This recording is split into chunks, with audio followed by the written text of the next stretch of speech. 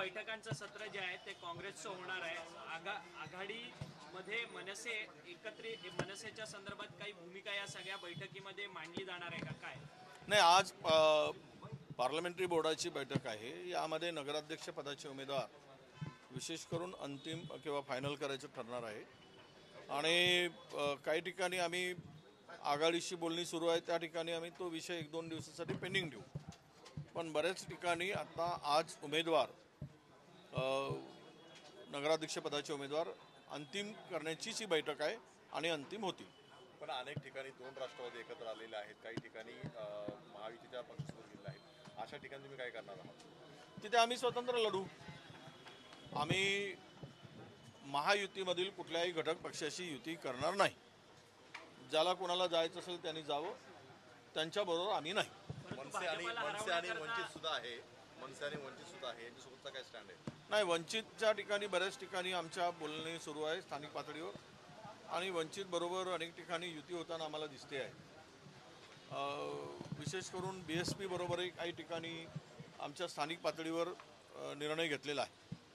आता राहिला विषय की म्हणजे महाविकास आघाडी म्हणून, तर महाविकास आघाडी म्हणून आम्ही एकत्र लढणारच आहोत। ज्या ज्या ठिकाणी त्या सगळ्यांच्या बैठक होऊन अंतिम झालेला आहे त्यांना आम्ही हिरवी झेंडी देणार आहोत, आणि तो ते ठरलेला आहे। सर, भाजपच्या विरोधात स्थानिक स्तरावरती सर्वच पक्ष एकवटताना पाहायला मिळतात। अशा पद्धतीने जर काँग्रेस भाजपला हरवण्याकरता स्थानिक स्तरावरती मदत करण्याकरता एकत्रित येईल का? कारण की कणकवलीत तसा प्रयोग होताना पाहायला मिळतो। नाही, कणकवली हा काय अपवादात्मक असेल? पैसा, संपत्ती, धन, ताकद, काय त्याला दडपशाही, दादागिरी, हे यावर कुठे काही निर्णय होत असतील तर ते त्या ठिकाणी तो निर्णय वेगळ्या पद्धतीनं काय विचार व्हायचा होईल। मुळात महाराष्ट्रामध्ये काय भाजप म्हणजे काही सर्वोपरी झाला आहे ना, ते सत्तेच्या भरोशावर आणि पैशाच्या भरोशावर, धनाच्या भरोशावर सगळंच काही त्यांच्या बाजूला होईल असं नाही। लोकांच्या मनामध्ये आज जे काही चाललं आहे किंवा वातावरण आहे महाराष्ट्रातलं, त्यामध्ये स्थानिक पातळीवर स्थानिक स्वराज्य संस्थांच्या निवडणुकामध्ये नक्कीच लोक महाविकास आघाडीला कौल देतील, हे वातावरण आहे। सर, पुणे जमीन गैरव्यवहार प्रकरणात अद्याप देखील पार्थ पवारांवरती कोणता गुन्हा दाखल झालेला नाही, किंवा अजित पवार या सगळ्या प्रकरणावरतून हात झटकताना सातत्यानं पाहायला मिळतं। ते कसं आहे, तेरी भी चूप मेरी भी चूप, तो भी खा मैं भी खाऊंगा। आपण चोर चोर मावशेरे भाऊ, तुझं माझं काढू नको, मी तुझं काढणार नाही, असं सध्या राज्यात चाललेलं आहे। सर, राज्यात पुन्हा एकदा कायदा सुव्यवस्था प्रश्न निर्माण झाला आहे। सांगलीमध्ये दलित महासंघाच्या अध्यक्षाची केक कापताना हत्या करण्यात आली आणि जमावाने हत्या करण्यात त्यालाही मारलं। कुठे राज्यात कुठे कायद्याचं राज्य चाललं? राजेशाही, हुकुमशाही, दादागिरी, हे सगळं असंच चाललेलं आहे। काही संपलं नाही। यांना स्वतःचा नाकर्तेपणा संपवायसाठी कायदा सुव्यवस्था जेवढी बिघडवता येईल तेवढी बिघडवण्याचं काम सुरू झालं आहे। मग त्यामध्ये हिंदू मुस्लिम असतील किंवा मंदिर मस्जिद असेल, भारत पाकिस्तान, हेच मुद्दे आहेत। यापेक्षा दुसरे मुद्दे कुठले आहेत भाजपकडे? या मुद्द्याला घेतात। त्यांना शेतकऱ्यांच्या प्रश्नांच्या संदर्भात काही अडचण म्हणजे बोलता येत नाही। शेतकरी आत्महत्या करतो आहे, कर्जमाफी आहे, त्यावर ते बोलत नाही। वेळ काढूपणाच चाललेला आहे। महागाईने उच्चांक गाठलेला आहे, बेरोजगारी प्रचंड वाढली, तर खून माऱ्या हे सगळं चाललेलं आहे। यामध्ये कायदा सुव्यवस्था तर बट्ट्याबोळ झालेला आहे, आणि कायदा सुव्यवस्थेमध्ये राज्य आता सर्वात खाली गेलेलं आहे। पण याची काही चिंता या राज्यकर्त्यांना नाही आहे। जेवढं बिघडेल तेवढं बिघडू द्या, आणि मग आम्ही खात राहू, लोकांचं लक्ष तिकडे जात राहील, अशी सगळी भूमिका आहे। या सगळ्या संदर्भात नैतिकता बाळगून राजीनामा दिला पाहिजे की नाही, अशी मागणी आहे की नाही? आम्ही मागून काय उपयोग आहे तोंड खराब करून? नैतिकता विषय कुठे राहिला आहे राज्यात? नैतिकता तर कुठे कमरेला बांधून ठेवलेला आहे। नैतिकता हा विषय राहिलेला नाही। नैतिकता राहिले असते तर आतापर्यंत 15 मंत्री घरी गेले असते। नैतिकतेची चाड नाही, नैतिकतेची लाज नाही, नैतिकतेचा गुण नाही, त्यामुळे त्यावर बोलण्याचा काही मला वाटतं बोलणं काही उपयोग होणार नाही। तुळजापूर ड्रग्स प्रकरणातील जे आरोपी आहेत त्यांचा भाजपमध्ये पक्षप्रवेश झाल्याची माहिती मिळते, आणि या सगळ्या संदर्भात खासदार सुप्रिया सुळे यांनी मुख्यमंत्र्यांना पत्र लिहून या सगळ्या संदर्भातला जाब जो आहे तो विचारला नाही। आता ड्रग्सवाले आहेत, माफिया आहेत, बुकी आहेत, यांच्यासाठी नवीन मशीन आणलेली आहे त्यांनी, आणि त्या मशीनमध्ये ते घालत आहेत। जो अधिक ड्रग्स विकणारा असेल, ड्रग्स पोचवणारा असेल, ड्रगलर असेल, माफिया असेल, गुंड असेल, सर्वात मोठा गुंड आहे, त्याच्यासाठी सगळी मोठी मशीन, 3 प्रकारच्या मशीन ठेवल्या आहेत भाजपने। त्याच्यात घालतात, बाहेर काढतात, आणि त्यांच्यासाठी शुद्ध करून घेतात। आता काय जनाची नाही मनाची नसेल तर त्यावर बोलण्यात काय अर्थ आहे? सर, बाबा सिद्दीकी जे तुमच्या पक्षाचे माजी मंत्री होते, परंतु आता दुसरा पक्ष घेतलेला, त्यांची हत्या झाली. त्यांच्या हत्येच्या संदर्भात पिटिशन सुद्धा त्यांच्या बायकोने कोर्टात फाईल केली आहे. रोहित कंबोज यांचं नाव त्या पिटिशनमध्ये प्रामुख्याने येतंय की त्यांनी हत्या केली असा संशय व्यक्त केला. नाही, चौकशी निपक्ष झाली पाहिजे. आता कोर्टानेच करावं. आमचा आता न्यायालयावर आहे विश्वास. जे काही थोडा बहुत आहे मुद्दाम वापरतो तो सार्थकी ठेवावा.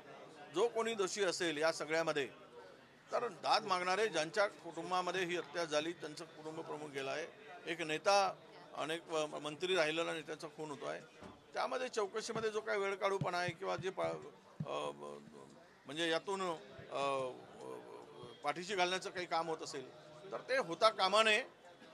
नाहीतर उद्या सरेआम रस्त्यावर मुर्दे पडतील आणि कुणालाही न्याय मिळणार नाही. सर, दिल्ली ब्लास्ट में हिंदी दिल्ली ब्लास्ट में एनआईए गठित की गई किए जा रहे हैं, लगातार कार्रवाई शुरू है. एटीएस की तरफ से महाराष्ट्र में भी कुछ जगहों पे छापेमारी की गई है, लोगों को हिरासत में लिया गया है.